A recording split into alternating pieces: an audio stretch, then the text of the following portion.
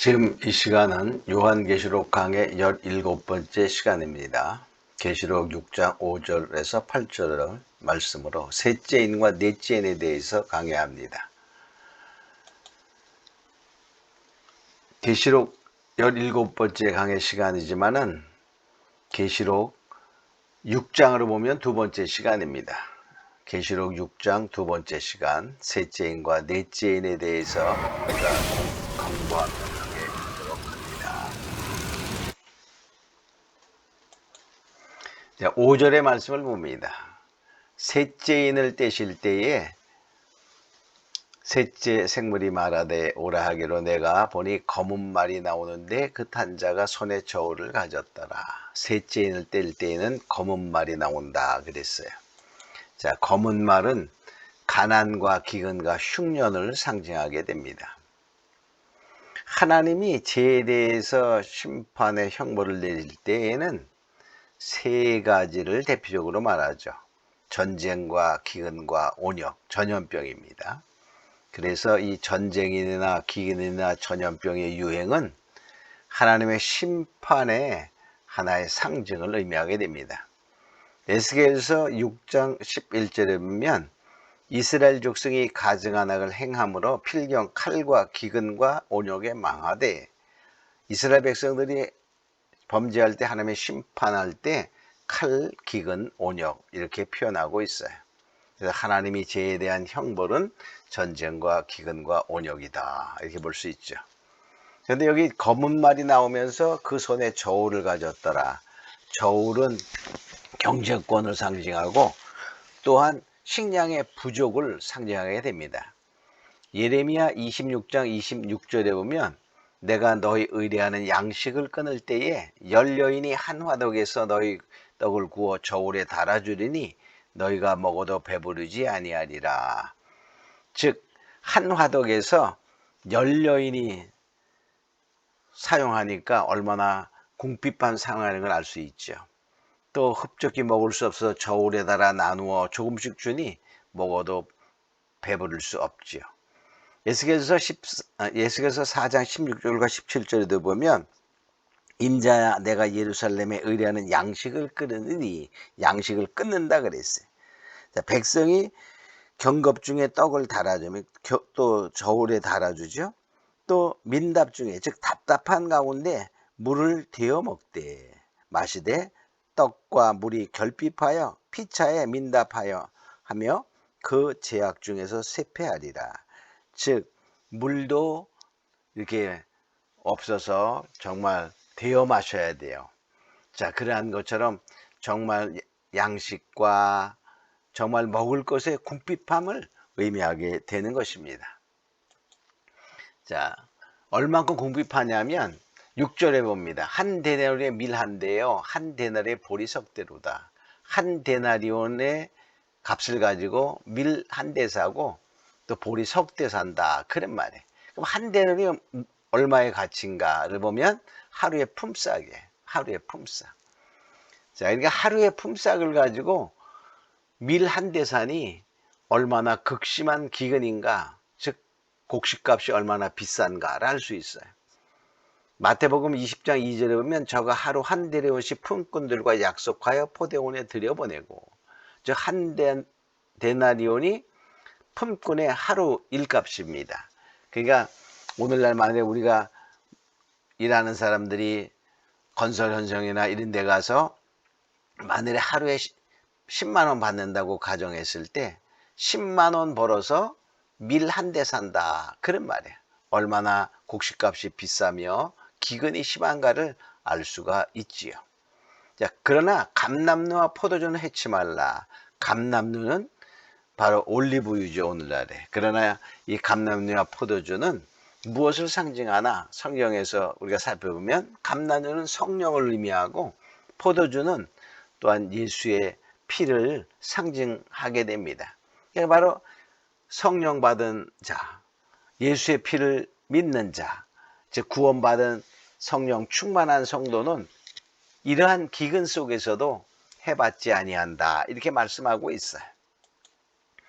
자, 6월절 어린 양의 피를 바른 그 애굽에서 이스라엘 백성들이 출애굽할 때에 장자의 죽음의 형벌이 내릴 때 하나님께서 모세를 통하여 이스라엘 백성들에게 양의 피를 문설주와 임방에 발라라 그랬어요. 그 바른 집은 장자의 죽음이 오지 않고 그 죽음의 사자가 넘어갔다. 그래서 유월했다. 유월절 이렇게 말하죠. 자, 그래서 바로 예수의 피를 바른 그 집에 장자의 죽음 형벌이 넘어갔던 것처럼 마지막 때에도 예수의 피를 의지하고 성령에 충만한 성도들은 이러한 기근 속에서 유월하는, 넘어가는, 구원받는, 보호받는 그러한 역사가 있다는 것이죠. 시편 33편 18절 19절에 보면 여호와는 그를 경외하는 자 곧 인자하심을 바라는 자를 살피사 저희 영혼을 사망에서 건지시며 저희를 기근 시에 살게 하시는도다. 기근 시에 살게 하시는도다. 즉 바로 하나님을 경외하는 자, 인자함을 바라는 자들은 바로 구원받은 성령에 충만한 성도들의 모습인 것입니다. 그들에게 하나님께서 기근 시에 살게 하신다. 하나님이 보호하시고 책임지신다 하는 것입니다. 또한 마지막 때에는 영적 기근, 말씀의 기근 시대가 온다. 그렇게 말하고 있어요. 자, 말씀의 기근 시대에도 성령 충만한 성도들은 하나님이 정말 생명의 말씀을 공급하여 주시는 것을 의미하게 됩니다.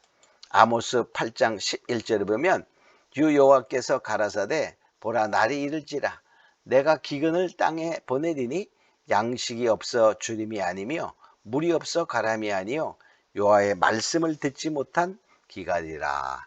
즉 말씀의 기근 시대가 온다 이렇게 말하고 있어요. 그러면 우리는 정말 말씀에 정말 갈급한 심령을 갖고 말씀을 잘 채워 넣어 기근 시대에 그 말씀이 우리를 살리는 역사가 있어야 되는 것입니다. 자, 7절 8절을 봅니다. 넷째 인을 떼실 때에 내가 넷째 생물의 음성을 들으니 오라 하기로 내가 보니 청황색 말이 나오는데 그 탄자의 이름은 사망이니 그랬어요. 자, 그러니까 여기 이번엔 네 번째는 청황색 말입니다. 근데 이름이 사망이라 그랬어요. 자, 청황색, 우리는 청황이라고 표현되어 있지만은 우리가 영어 성경에 보면 창백한 색 빛을 의미하게 됩니다. 자, 그래서 여기서 또 중고 성경에는 회색 빛이라고 나오죠. 즉 죽음의 말을 의미하는 거예요. 창백한 빛이요, 회색 빛이요, 죽음의 빛. 즉 청황색 말은 죽음의 말을 의미하게 됩니다. 자, 근데 그 이름은 사망이라. 탄자 이름이 사망이야. 자, 이것은 결과는 뭐냐면 청황, 혼합된 색입니다. 그러니까 혼합주의를 상징하고 결과는 뭐냐? 사망이다. 그런 말이에요.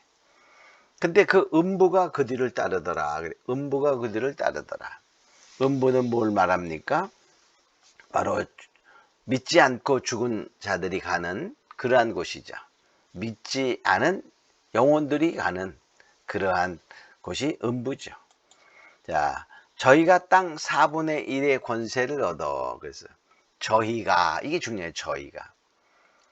여기 말에 청황색 말 하나만 말한다면 뭐라고 말해야 되겠어요? 저가. 그래 말이에요. 저가. 응? 그래서 여기 저희가 땅 4분의 1의 권세를 받아. 그런 말은 앞에 나온 첫째, 둘째, 셋째, 넷째 인을 뗄 때에 흰 말과 붉은 말과 검은 말과 초황색 말, 네 말을 다 말하는 거예요. 네 말과 탄자를 말하죠. 그래서 저희가 땅 4분의 1을 받아. 검과 흉년과 사망과 땅의 짐승으로 죽이더라. 이렇게 말합니다. 저기가는 네 말을 표현하고 있어요. 자, 그래서 여기에서 뭐냐? 우리가 흰 말 탄자가 과연 누구인가? 이것이 정확히 나타날 수 있어요.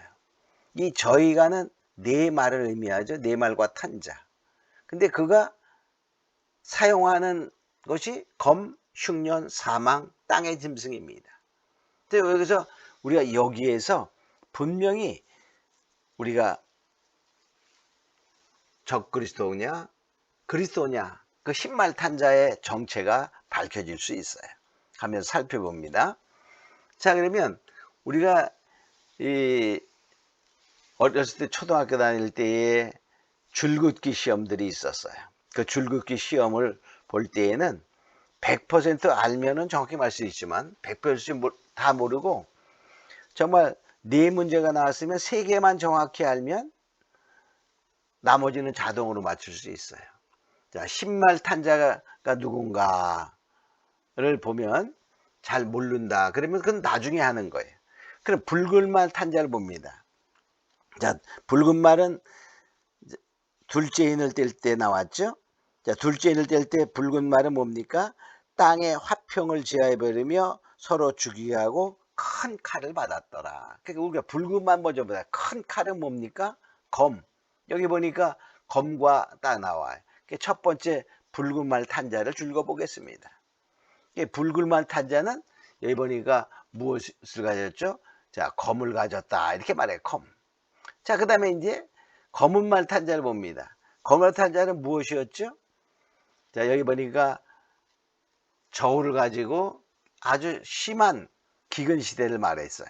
그러니까 결과적으로 이제 여기 검은 말 탄자를 또 줄거보면 흉년입니다. 흉년. 이렇게 알 수 있어요. 또 넷째 청황색 말의 탄자는 그 이름은 사망이라 그랬어요. 사망. 사망. 이게 합니다. 그러면 흰말 탄자는 무엇입니까? 우리가 모른다고 쳐요. 적그리스도냐 예수님이냐. 자, 모른다 그럴 때 여기서 나머지가 뭡니까? 나머지가 땅의 짐승이야.